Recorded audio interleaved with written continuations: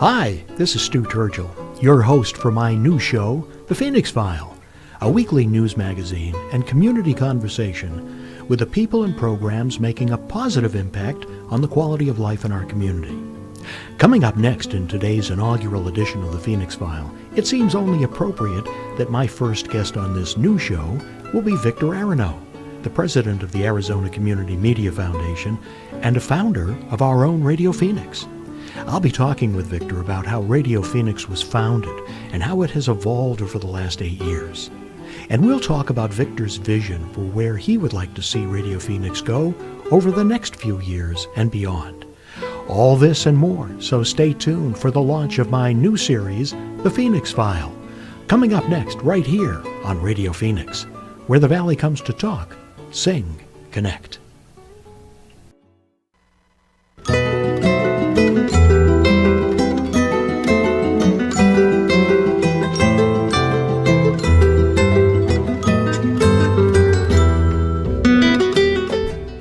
Hello, I'm Stu Turgel, and I want to welcome you to the PHOENIX File.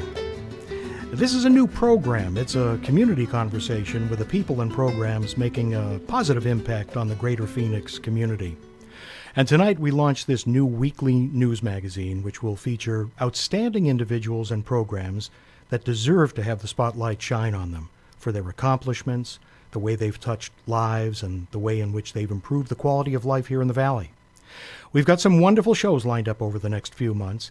If you'd like to see the schedule of my guests and topics, you can go to www.thephoenixfile.net/podcasts. And if you have an idea about who or what you'd like to hear on the PHOENIX File, I'd love to hear from you. You can reach me at stuturgel@radiophoenix.org. There are so many everyday heroes and champions in our community whose stories really deserve to be told, and this program will do its best to bring their stories to you. Now, I can't think of a more appropriate first guest for this inaugural show than to welcome to our studio Victor Aronow, the president of the Arizona Community Media Foundation and a founder and the face of Radio PHOENIX since its inception 8 years ago. Victor, you and I have come to know each other well over the last few months, and I have to tell you that I'm completely amazed by the untiring dedication that you and Gene have shown to our radio station, over to the station. So who better to have as my first guest than the man who took a concept and, working with a few others, created one of the largest and most successful community radio stations in the country. So, Don Aronow, welcome to the PHOENIX File. It's a real pleasure to have you here for my first show. Well, it's a real pleasure for me to be here, too. And I love the music. It sounds so much like my native home. And let me say to all your listeners out there, I'm making you an offer. You listen to Radio PHOENIX, because if you don't, I got something else that you can't refuse. So thanks, and let's talk about the station a little bit. All right, we don't want a horse's head in anybody's bed, so make a point of listening to Don Aronow.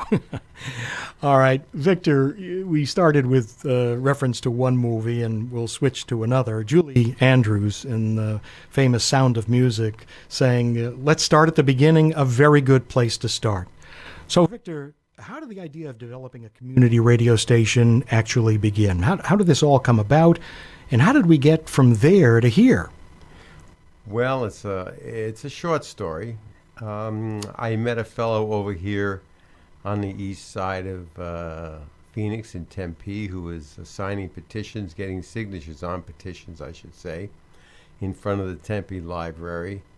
A pretty disheveled, beat-out kind of a guy who eventually I learned was named Alan Sklar, a down-and-out radio engineer. And he and I talked after a few months, when we got to know each other a little bit, we were very mutually understanding of the fact that radio in Phoenix was terrible. It was awful. It was as bland as it could be. It had no character at all. It didn't really tell us anything and didn't give us any music or anything else that we liked. Unbeknownst to us, at the same time that we were sort of talking to folks about radio in and the community and how the community could develop radio, Kaja Brown, who is now the programming director for Radio Phoenix and is a member of the board, had already incorporated the Arizona Community Media Foundation on the west side of town. He came to Phoenix from KBOO, where he'd had a lot of experience in radio. I myself had never had any. I was not in college radio. I only listened to radio, so I was sort of very naive in that area. So Kaja had a friend who knew Alan, and gradually these two groups, my friends and Alan and I and Kaja and his friends, got together and we started meeting at a restaurant. And it was sort of a classic scene. We would sit in the back and drink coffee, and just like in The Godfather, we were behind a little curtain where nobody could see us because we didn't want to be disturbed. And we discussed radio and how to get community radio developed here. And we tried all kinds of different things.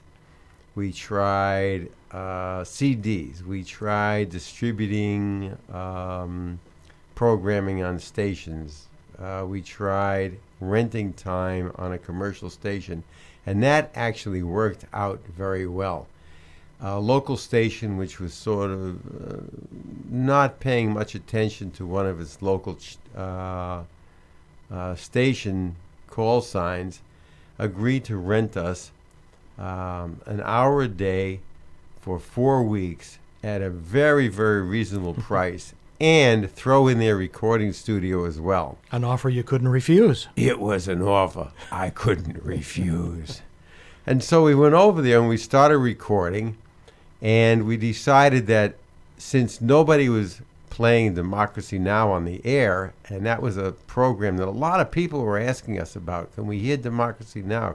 I remember this was in maybe 2004, 2005, someplace back in there.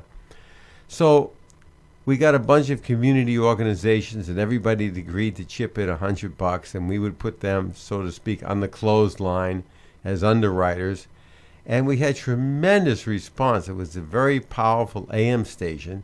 We had tremendous response from people that we knew and a lot of people we didn't know.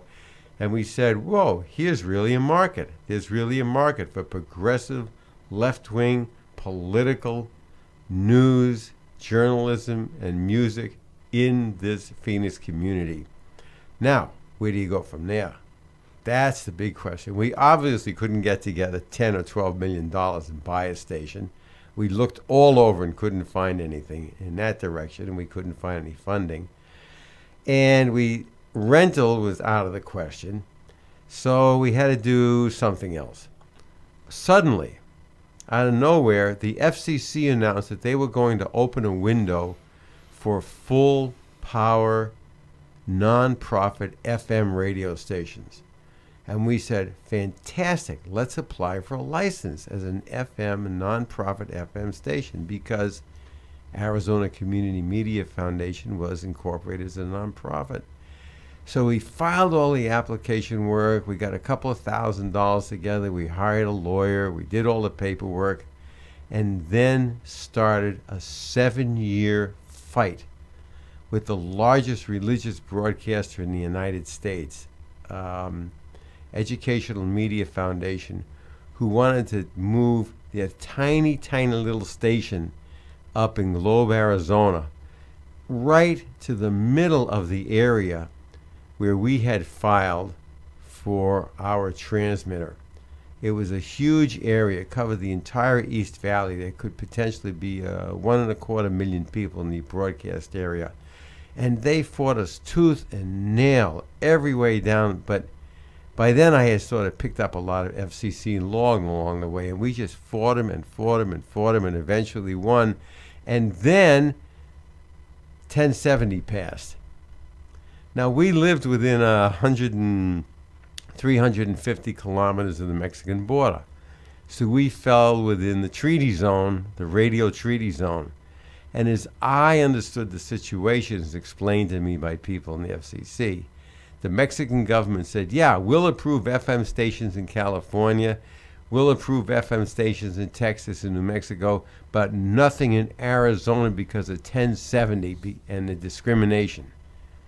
And that's basically why our FM station came to a complete stop. That's when we developed Radio Phoenix, because while all this was going on, we thought, oh, FM license, easy. We'll just slide this thing through. We'll be on the air in a week or 10 days or 2 years or something. So we got a whole bunch of equipment together, most of which we made ourselves. One of our board members was a computer guy. And we set up Radio Phoenix in an apartment in North Phoenix and a transmitter in South Phoenix. In a place that was called the Bungalow. Well, that came later. Oh, that was why we consolidated in the Bungalow about 6 or 8 months later. And this was going to be a place for volunteers, people right off the street to learn how to do radio. Well, that's all it was. It was going to be like a boot camp for our FM station. Here we are, 8 years later. So are you surprised at what Radio Phoenix has become over this last 8 years? Surprised. I'm absolutely amazed. When you started this, where did you think this all would lead? Where did you think Radio Phoenix would be 8 years down the road? Radio Phoenix was going to be just a back room in an FM station where you put all the volunteers who were coming in and gave them training until they could move up into the front room and actually do FM broadcasting. Because don't forget, 10, 12 years ago, nobody had heard of internet radio. It didn't exist in any real sense of the word except for like these satellite stations that came down. We were pioneers in this area. So what makes community radio different from other broadcast outlets, especially when we're comparing to non-commercial stations? What's the essence of the difference? The essence of the difference is that the board is local. We determine a lot of our programming from, for example, surveys that we take. We take a lot of surveys. We go and talk to community organizations as much as we can. And the programmers are people from the community who want to get on the air or who want to help other people get on the air and who want to support the mission of Radio Phoenix to promote and educate and train local communities and organizations and artists and give people an opportunity locally to get on the air. We're going to take a little break in a moment here, but when we come back from our break, I want to talk to you a little bit about why Radio Phoenix has chosen to be an internet-based radio station and what the benefits and downsides of broadcasting over the web are, and if you see any changes down the road so that Radio Phoenix can be heard in my car or my nightstand radio. So we'll talk about that when we come back from our break. Before we do go for our break, though, I want to remind our listeners that one way that they can support Radio Phoenix is by becoming a sustaining member. And for as little as $35, members receive discounts, savings, and other benefits provided by our membership program partners. And don't forget, the membership fee is tax deductible. So for more information or to sign up, call 480-829-5746, or you can go online to radiophoenix.org. Click on the Donate tab at the top. We thank you for your generous support of community radio. We're going to take a short break, and then more with my guest, Victor Aronow. You're listening to The Phoenix File. I'm Stu Turgel, and this is Radio Phoenix.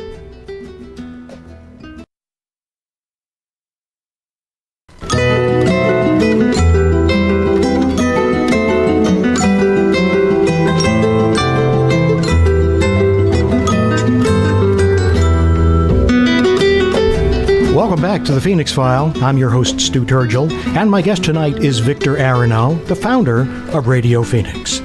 Victor, before the break, we were talking about why Radio Phoenix has chosen to be an internet-based radio station, the ups and downsides of being on the web, and what the future looks like with respect to internet radio. Well, let's talk about the downside first.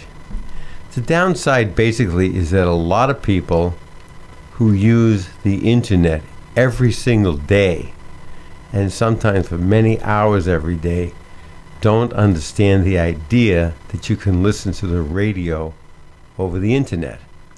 whenever we hand out flyers and go to fairs and festivals, and we're always looking for people who want to join us at these things, they say, "Oh, Radio Phoenix, what's your frequency? What are your call letters?" And they say, "Well, I'd love to, but I live in Tacoma, Washington." And over again, you have to remind them, this is the internet. It travels all over the world. Lately, I've been telling people, look, the next time you take a vacation in Bulgaria, you can listen to us, you know? And they say, oh, yes, internet. Okay, that's the downside. People just aren't used to the idea that you can use it for anything more than email and watching YouTube. The upside is that it's both local and international at the same time. You can have localized programming, which we do a lot of here, that reflects the mood, the culture, the feelings of Phoenix, and we advertise them. We get underwriters for these kinds of programs, and we can take those kinds of programs and project them overseas, project them all over the United States, so that people all over the United States find out what's happening around Phoenix and in Arizona, especially since we now have over 35 stations that carry our programming in one form or another. At the same time, we syndicate from other stations, and we bring their programming from all over the world and play it in Phoenix. And so people have the opportunity to have an international palette, a buffet of music and news and information from around the whole world that they could never hear in one place all at the same time. Do you see the time coming when, as I said before, we'll be able to listen to Radio Phoenix in our car or on our night table radio? Oh, no question about it. The National Auto Show, if anybody ever goes to those things, I follow that pretty closely through Radio World. The innovations in what they call the stack, which is the new console, which is in the center of the car, and it's really frightening looking. It looks like you're in Star Wars or something. No more dials and instruments to look at. All of these have internet reception built in, so you can listen to Radio Phoenix anywhere you want to go. The internet, the standalone internet radio receivers are undergoing development. I've tried 3 or 4 of them over the last 4 or 5 years. They're not very satisfactory yet, but the demand for internet radio is growing at a much faster rate than the demand for especially AM broadcasting. Over-the-air radio. Over-the-air radio Yeah. on the AM side. I know you believe that Radio Phoenix is much more than just a radio station, and beyond the excellent programming that we provide here, what else does Radio Phoenix do in terms of training, education, service? I know, for example, Radio Phoenix is involved with Civitan International here locally in a very unique program. So pull the drape back a little bit and let us know what Radio Phoenix is about beyond the excellent music and talk shows. Well, our mission is several-fold. Our mission is to provide access, training, and opportunities for communities, organizations, artists, and musicians that would normally be excluded from commercial and public radio. And I'll talk about that part of it in a second. The other part of our mission is to train our volunteers in whatever aspect of the radio they're interested in, whether it's production or programming or station management, so thoroughly and so completely that they are able to go out and actually obtain employment in the radio field. We are very, very proud of the fact that so many of our volunteers who started here as volunteers are now in the radio industry.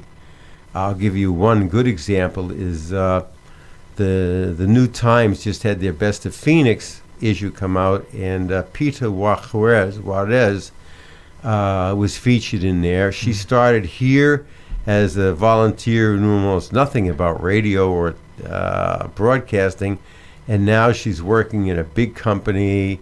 She's got her own program that we run here. She's a co-host on the Venus Vault.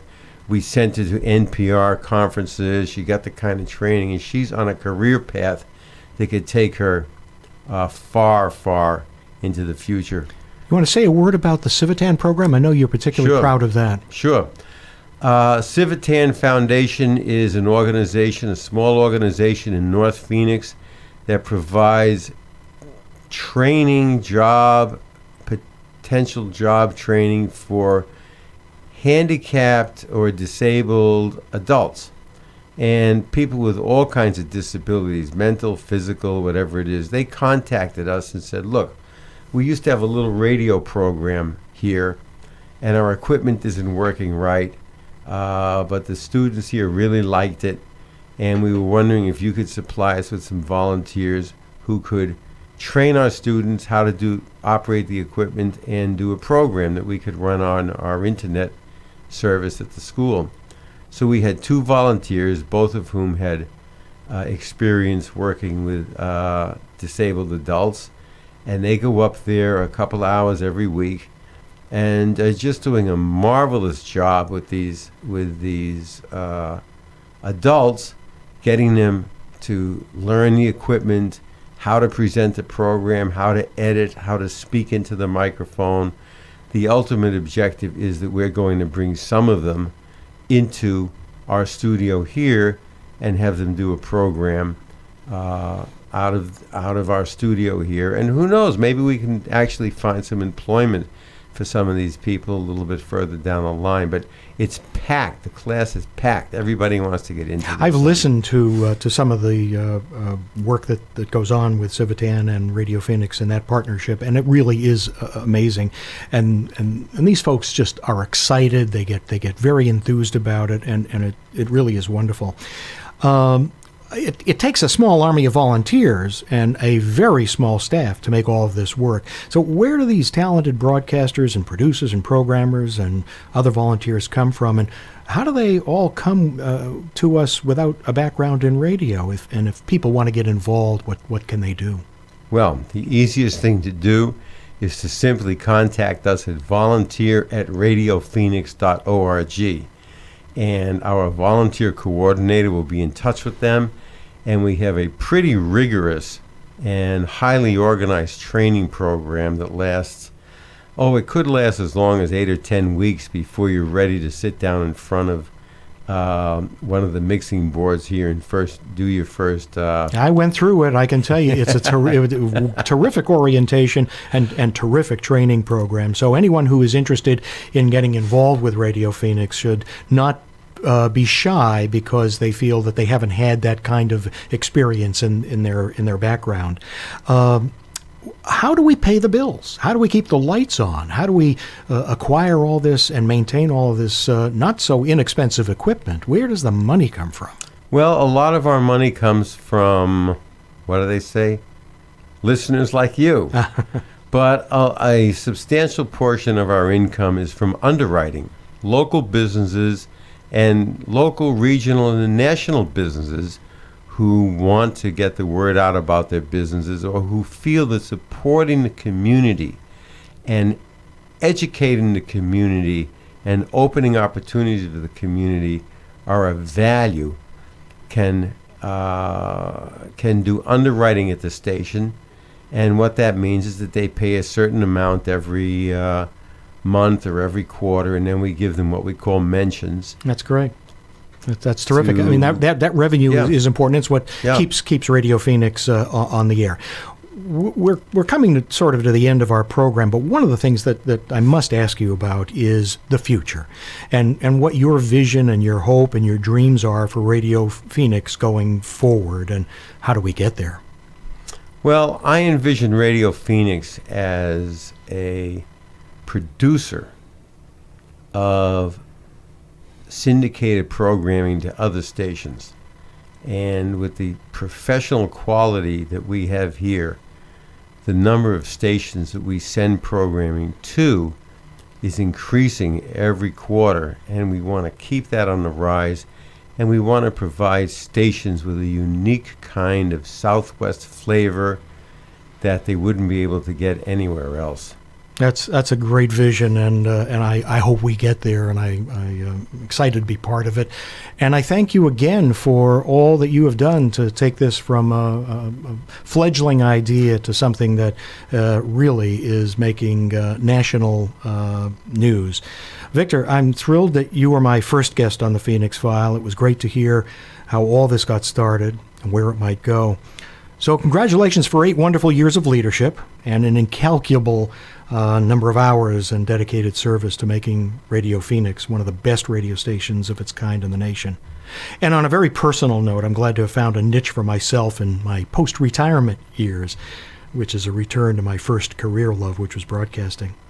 I hope you'll come back from time to time and visit with our listeners whenever Radio Phoenix is ready to blaze new trails. We've got a bright future ahead of us, and it's going to take a lot of energy and volunteers and not an insignificant amount of sponsorship money to achieve the vision that you have for us. My guest today has been Victor Aronow, the founder of Radio Phoenix. And thank you all for tuning in to the inaugural edition of the Phoenix File. In the weeks ahead, my guests on the Phoenix File will be among some of the quiet heroes in Phoenix who are working hard and often under the radar to improve the quality of life in our community. To see a schedule of upcoming shows, go to www.thephoenixfile.net/podcasts. And if you have suggestions for program topics for future editions of the Phoenix File, I'd love to hear from you. Send me your ideas and feedback at stuturgel@radiophoenix.org.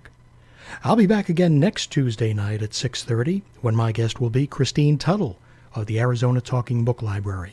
We'll be talking about free resources which help those who are blind, low vision, or have other disabilities to read audiobooks designed especially for them. Until then, for the Phoenix File, this is Stu Turgel.